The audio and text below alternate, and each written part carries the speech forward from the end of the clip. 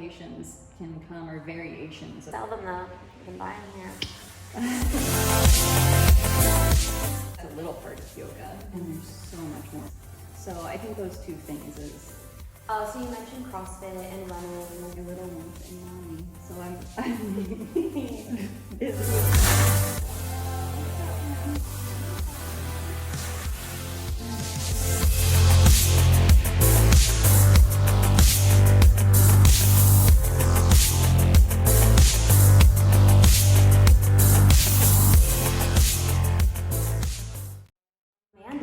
Welcome to the Valley Home. Thanks. I'm very excited to be here. Yay, we're so happy to have you. Yeah. So let's get started with where you grew up. Ooh, so already, I have 30 minutes. My dad was in the Army, so it's a mishmash of places. My parents are both from Wisconsin, so that's where all of my extended family is. They're basically the only ones who moved of all their siblings. So they're all in Wisconsin. I've never lived there and don't really claim Wisconsin, but that's where family is.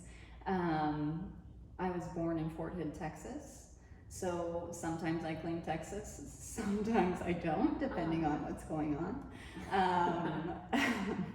My parents are in Virginia now. We lived in Virginia a few times. My dad retired from the military when I was in high school in Virginia. I went to college in Virginia, so when I go home to my parents, it's there. But we also lived in Europe a couple times. Whoa, where? In the Netherlands and in Germany. Oh my God. For like how long? Germany was 2 years and the Netherlands was 3. Oh my gosh. Yeah. I didn't know all that. Yeah. How did you like moving around? Did you take to it, or was it hard for you? I loved it. It is, I mean, as an adult now, with little kids of my own, I have so much more respect for my parents and what they must have gone through to move us across oceans. Yeah. They made it fun.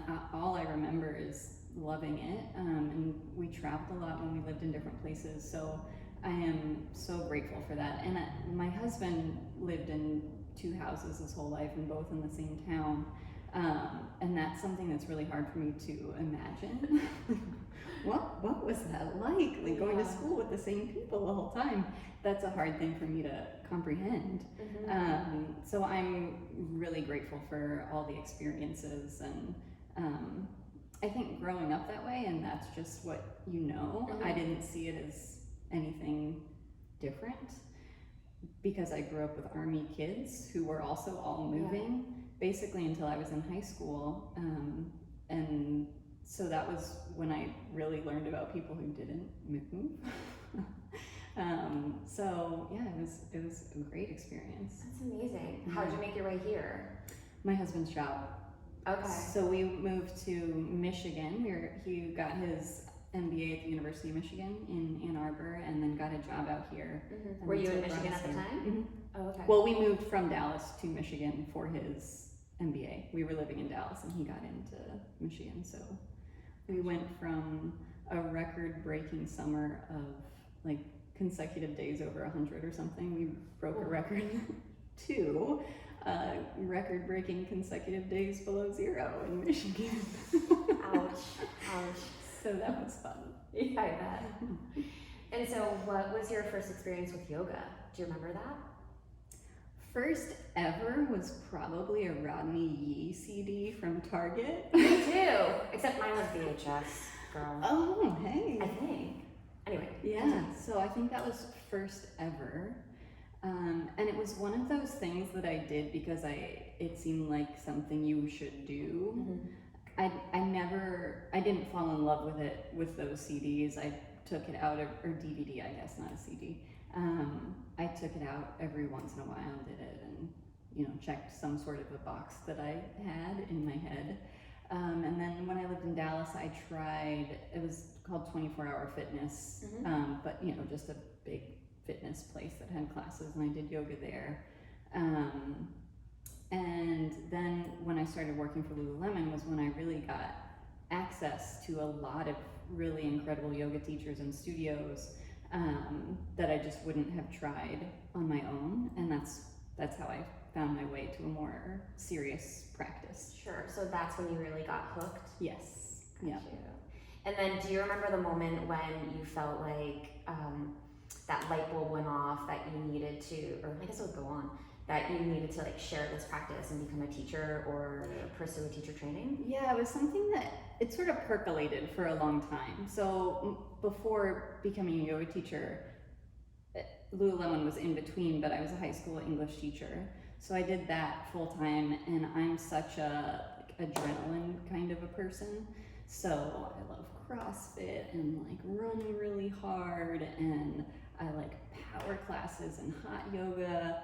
I like to feel like I got a workout. And so it took me a little while to learn and accept how much yoga actually complements those elements. For a little while, I was kind of like, well, I have time for one workout, and what I want is a hard workout, so I'm going to CrossFit, and I didn't always choose yoga. And then I don't know that it was a specific moment where it changed so much as I started to find, just through going to different studios and through my own practice, how much of a benefit that practice became in my mental wellness, as well as being a huge complement to the other things that I was really passionate about. And so for me, I don't define myself as a yogi, I don't think. Sometimes I feel like I don't fit into the stereotype of what a yoga teacher is. Interesting. Because, and it might be a stereotype that just I have, I'm not sure where it came from. But because I love so many other kinds of things, sometimes I feel like that doesn't make me a yogi. No, it's not an exclusive club. I know that now. Yeah. At the time, I didn't.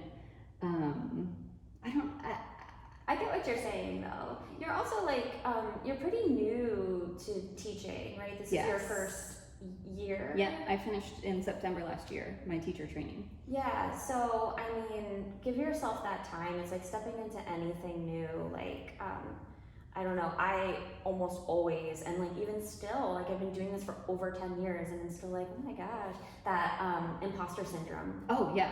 Right? Yes. So I don't know that ever goes away. I've read that it doesn't. Oh, okay, great. At least I'm on track. Yeah, we're good. I have a master's in education and still as a teacher, I'm like, I don't know if I'm an English teacher. So, I mean, you probably hit it where I'm just like, it's my own insecurities that do that. But, or is it our own wants to always, improve and evolve and offer more complete services, right? Right. It's not a bad thing. Yeah. I don't remember what your question was. Oh, just that like inkling, like what was the spark? How did I get to teacher training then? Well, let me ask it a different way. Yeah. Is there like a particular message that you hope to deliver through teaching? I think I've been following a lot of yogis on Instagram who really embody this as a practice for every body and everybody. And I think that's really important. And that's something that I want to communicate. I think that in media and Western culture in general, yoga can come across as something that is elite and exclusive for a certain type of person. And in some ways I look that part. And I want to teach that it's much more than that. The other thing that's really important to me that I took away from yoga teacher training was that yoga, when we say yoga, we mean asana, like come Often practice asana, right? Or that's what, when people think yoga, yes. Yeah. they're thinking of the movement The part. roll out the mat. Yes, totally. I get you. And as an educator, which is just in my bones, that's something that I want to convey too, that yoga, like that's a little part of yoga, and there's so much more to it that is so valuable in so many ways.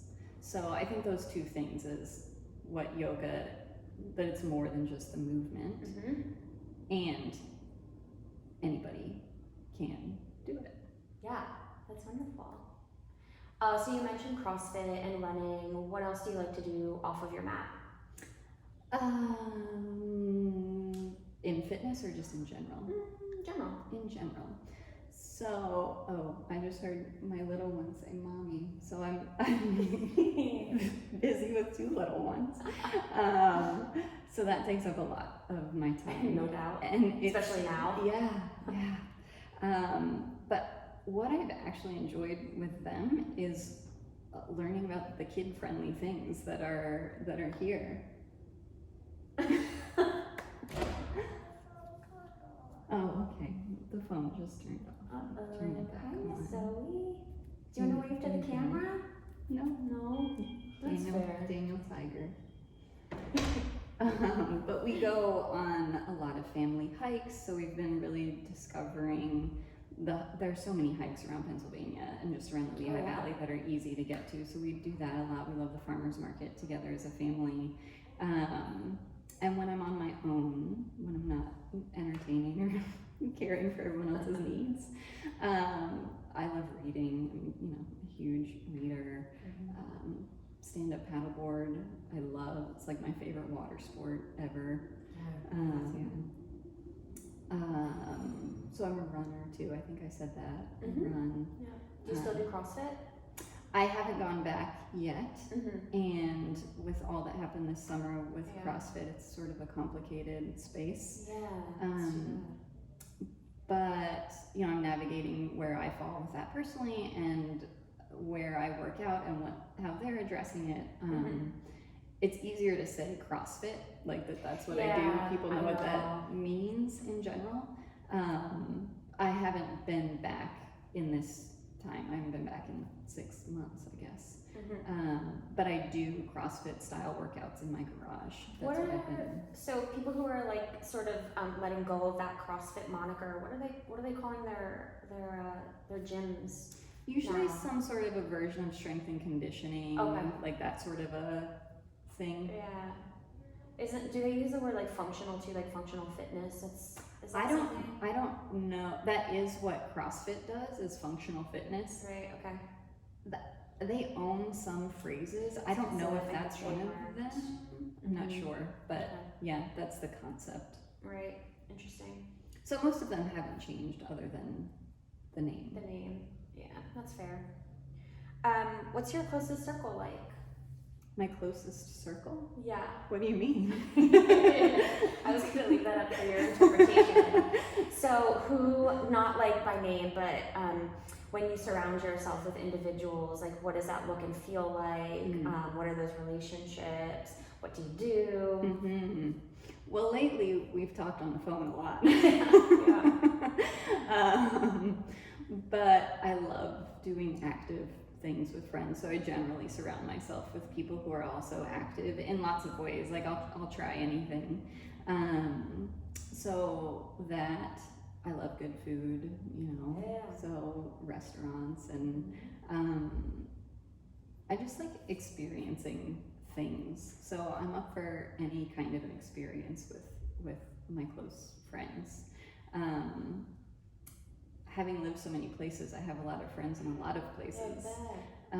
But I think that, I told you the other day, I'm a textbook introvert. So my circle is really small because I get my energy from deep conversations with people I feel close to versus like a lot of people and a lot of sound and a lot of things all the time that can really exhaust me and drain me. So it's a small circle of people that I can talk to about complicated things and have nuanced conversation with. That's something that's also really important to me, is being able to engage in the kind of nuance that is what makes us human beings. I love that, and I totally get it. I'm with you. So oftentimes as a yoga teacher, I find myself like ad nauseum saying like the same thing or the same things in like a different way in the classroom. And that's a signal to me I've picked up over the years, like, oh, that's something that I need to hear and implement, and that's why I'm saying it over and over and over and over. Right. Have you found that for yourself? And if so, like, what is the message that you think you're trying to remind yourself of? The bigger message? You mean Sure. not cues, not.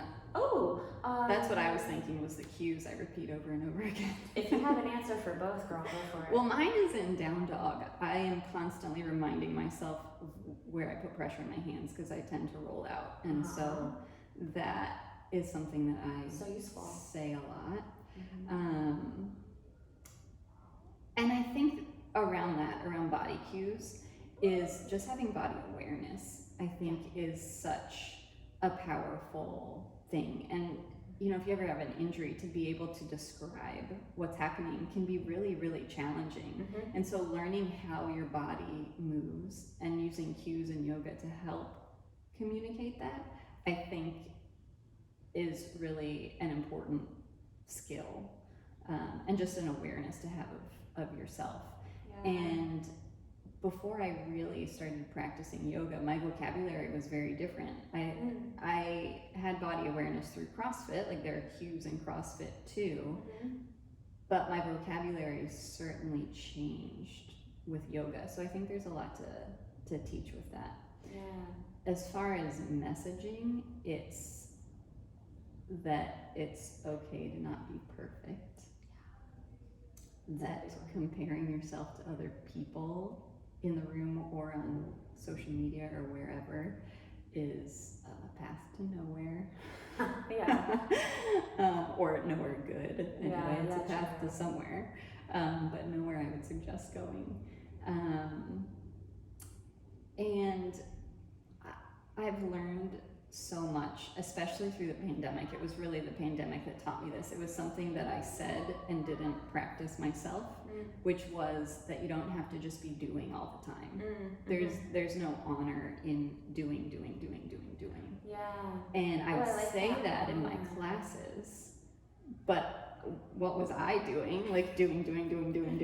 Yeah. And this pandemic, I don't, when I say this, I don't want to take away from the real tragedy of the pandemic, and I don't need to, and how devastating it has been for so many people. But one thing I've taken from it was suddenly when we had nowhere to be and we weren't rushing anywhere because we couldn't, I breathed for the first time in a long time. And what I learned in these 6 months was that there really truly is a lot of value in saying no to more things and to be more selective about what I put on my plate and my kids' plates. And so that's another big thing that I hope to communicate through the practice. I think like you're in good company there. I think a lot of people have learned how to or more so like what they really need in life, and that they can pare down a little bit more than they think. And that's sort of our messaging in Center Your Practice is, you know, if you think about like immediately when the pandemic hit, it was like only essential workers were supposed to leave the house, and you're only supposed to leave the house if it's like an essential like that you need from the store or like medicine or something like this. And so this idea of like essentialism like hit us so hard. But I think, and I agree with you, like not to take away from any of the tragedy in the pandemic, but in a lot of ways it's taught us how much we don't need to really have a full vibrant life in a deeper way, which is so interesting. And so that's sort of where the impetus for Center Your Practice has come from. So we're excited to have you on board and add more classes, more offerings for our folks for that. Do you want to tell the people what classes you're offering? I am offering both 4:45. Monday is Yoga Flow. Correct. So that can you hear the question? Monday's Yoga Flow, right? So that one is going to be a yoga flow. any level. There will be modifications and all of those things, but you can expect something that's a little bit faster paced, transitioning from between poses. And Wednesday at 4:45, both of them are an hour. Wednesday is yoga, so similar thing, a little bit of a flow, but not as fast. And maybe not as much of the class will be a flow as the yoga flow class would be. Is that good? Sounds great. Okay. Yeah, it sounds awesome. And if you have your own props, bring them. Yeah. I will, of course, design the classes propless. However, a lot of people, and this is something I've learned in my own practice, modifications can come, or variations of poses can come with blocks and things like that. So yeah. Obviously we can't provide them here. We sell them though. You can buy them here. So if you have them, bring them. Yep. I keep my yoga space is in between a wall and a bed, and I have this life board. Have you heard of a life board? No. Yeah, it's this, it's a slightly bigger than a yoga mat. Okay. And it's made out of resin, and it has like a zigzag you can take apart, and it stores flat. Oh. And put it together, and that's where I do my yoga, because it's a carpeted space, so it creates a hard space out of a carpeted space. You can find those on Amazon. I am not a rep of any sort, but it really created a space for me to practice yoga during the pandemic, because I couldn't go to a studio, and the only hard floor in our house is in the kitchen, which is the hub. So I was able to create a hard surface. Anyway, so I'm in between a bed and a wall, and I've got my blocks right there, my strap right there, and I love to use them. So again, nothing will be designed that you have to have them, but you might be someone who would really, as an individual, really benefit from having a block, and that can change from day to day too, because we bring a different body to every single practice. Yep. So yeah, if you've got them. Yeah, I think it's such a mistake. I know I was guilty of this early on when I was like a younger practitioner, particularly of Ashtanga. I thought props were like cheating. Oh yeah, and like same. something to strive not to use ever. Right. And then I started like loosening up, and again, this perfectionism thing is like Alicia Pfeiffer, or Pfeiffer rather. She always she labels herself as a recovering perfectionist, which I love and identify with as well. And so you know, letting go of that, like over the years and years and years and years and years that I'm still working on it, like just allowing props and modifications are so much like freedom and space and breath. And it's so nice. So great. Those classes will also be live streamed. Yes. Yeah. Wonderful. Anything else you want to share with the folks before we get to the one remaining wildcard question? Ooh, a wildcard question. Well, we've got two little ones here. What's up, honey? Miss Addie. What? Oh, we're not going to type on this right now, okay? Just go find a different thing. Do you want to wave to the camera? Do you see that phone? You can wave and say hi.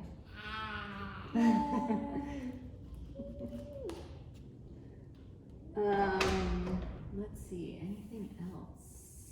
Do you want people to find you on social media? Yes, Where? I do. My Instagram is AHeppJ.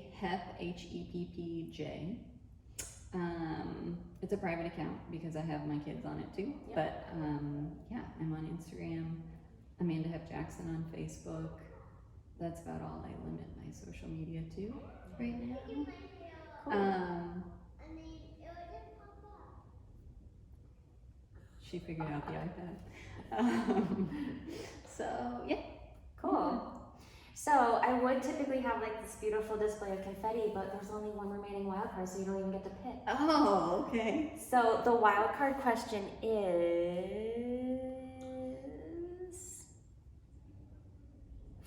what Olympic sport would you be most competitive in and why? Oh, wow. What Olympic sport? Well, let me also say most competitive in and like enjoy the most. Those two things can go together, right? Yes. Okay. Yes. For me, they can. Okay, good. I love competition. So that works for me. Great. And not for everybody. Yeah. That can be not great for some people. But I do love competition, not in the studio. So let's see. It could be summer or winter. Okay. Well, you know what I'm fascinated by? What? The one I'm fascinated by is the biathlon, where you ski and shoot things. Right. So that one. What fascinates you so much about it? Well, why? Like, how I did think it it's actually like a happen? heart rate thing. What do you mean? So my understanding of what makes this athletic pursuit so difficult is because they have to like. It's all good. So my understanding is that the work that they have to do to like go from A to B to the next like target, and just being in competition like raises their heart rate, and then they have to like get it down to be able to focus and get to aim the gun. I just love Rifle. it. Rifle. I love it. It's something I would like to learn how to do. And I don't even like shoot guns. I don't own guns, you know. But there's something that I think is really interesting about the sport. Wow. Do you want to sit here? Oh, you said you wanted to play tag. Oh, go play tag. Okay. Okay. Then we'll have Okay. So I think that's a really interesting sport. Like, I'm curious about how you get into it. Yeah. And I don't know, I just like something I love about it. That's such a great response. I didn't see that coming. What'd you see coming? I don't know. I was thinking like track. Oh yeah. Or You know, as a runner, I spent all of high school competing in track, and I was recruited to run in college, and I chose not to. Oh wow. And What that's events? 800 for track. I was recruited to do cross country too, as a like not to be as competitive, but Okay. recruited to the cross country team partly as training for track for the 800. Hey, honeys, we're gonna be done in a second. Can you stay in? What did you? It's a massage room. Oh. Okay. And that was enough for me. I'm okay doing 5Ks and things like that now, but competing at that level and running is like I did that, and I'm good. Yeah. Fair. That's very fair. Yeah. Cool. Well, I think that's all we need to know for now. Awesome. And we'll get to know you better and better through your classes. Perfect. I'm so Let me help excited. with that. Okay, I'll be in there in a second. So thank you so much, Amanda. Thank you. Yeah, This my was great. pleasure. Namaste.